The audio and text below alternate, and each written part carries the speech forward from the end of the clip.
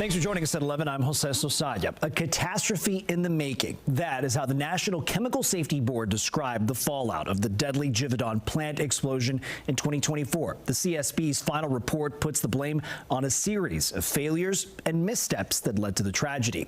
Looking at details in this final report, they found the emergency pressure relief system on reactor 6 inside the plant was overwhelmed.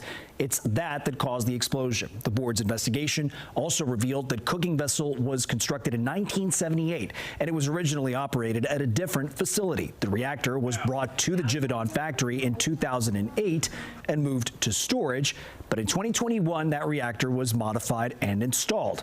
The 2024 explosion killed 2 employees and hurt nearly a dozen more. It also caused more than $10 million of damage to nearby homes and businesses. It's getting pretty exhausting, just dealing with, we kind of just want it to move past us. And for families living in the Clifton neighborhood, the months that have passed still remind people of their hard work to recover from the blast damage. Many people who lived through that day in November 2024 claim or tell our Wave News reporter Meredith Lee tonight that they're still trying to return to their normal lives while demanding more answers and clarity. Meredith.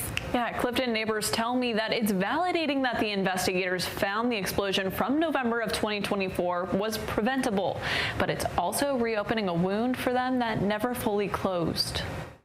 It's been more than a year and a half since an explosion rocked Payne Street, killing 2 workers, injuring 11 others, damaging dozens of homes, and changing lives across the Clifton neighborhood. Wednesday, federal investigators put their final findings on paper, but for the people still trying to recover, the report doesn't feel like a finish line. I think it's not about what happens next. It's, when are things going to be made right?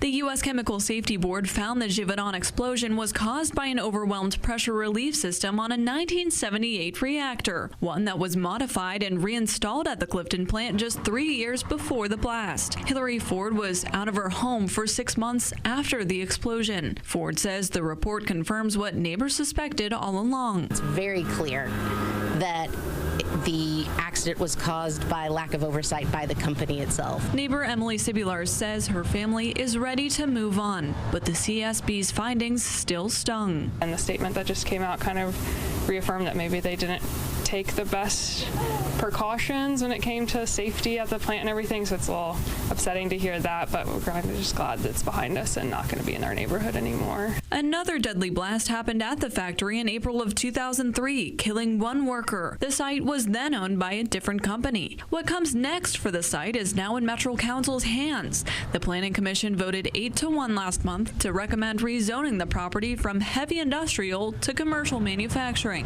which would open the door for residential or mixed-use development. That recommendation goes up for a vote by the full council next week. Ford says she hopes lawmakers who don't live in Clifton will listen to those who do. Unless you live in the neighborhood and commute here every day, it's more than we just don't want another explosion. You don't need an industrial factory there. There are other things that are going to be bigger sources of tax revenue and ultimately better traffic drivers for this kind of neighborhood. As for Givaudan corporate, Ford says she's still waiting to hear from them. The corporation who's displaced so many people and ruined so many people's homes and lives has never reached out or done anything.